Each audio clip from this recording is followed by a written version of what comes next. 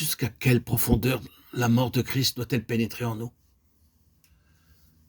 Plus profond encore, toujours plus profond, disait Colossiens 3, 2, 3.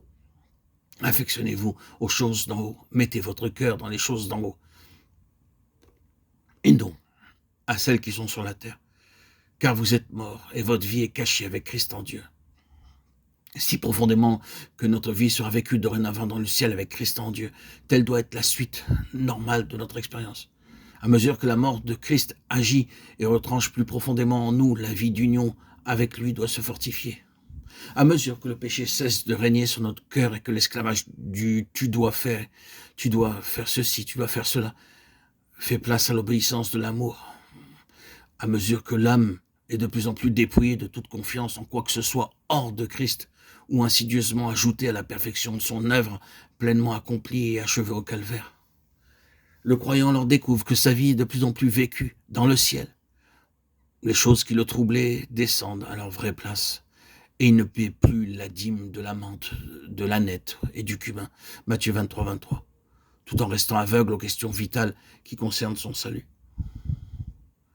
Si profondément que désormais le cœur est attaché aux choses d'en haut et non plus à celles qui sont sur la terre. Il n'a pas fallu de grandes luttes pour en arriver à lâcher ces choses terrestres. L'œuvre de mort de la croix les a retranchées de telle façon qu'elles aussi, soumises à la volonté de Dieu, sont en quelque sorte tombées. Elles ont simplement été mises à leur vraie place.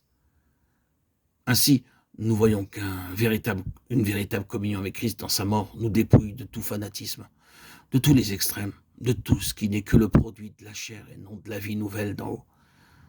La lumière du ciel projetée sur les choses de la terre nous fait voir ces choses à leur vraie valeur et nous enseigne le chemin à suivre pour marcher selon Dieu dans l'esprit. Quand un homme meurt, physiquement parlant, il doit abandonner ses possessions, si grandes soient-elles. Essayez de vous représenter cet homme venant vivre à nouveau sur la terre. Ne croyez-vous pas qu'il envisagerait les valeurs sous un angle totalement différent et que tout aurait changé d'aspect à ses yeux? Spirituellement, c'est exactement ce que le plan de Dieu a prévu en identifiant le pécheur à son sauveur sur la croix.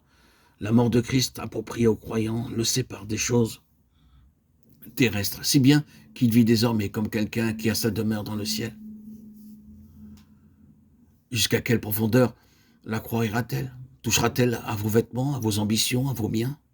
Ce n'est pas tellement de remporter la victoire à l'égard de ces choses qu'il s'agit, mais plutôt de mourir à chacune d'elles dans la mort de Christ.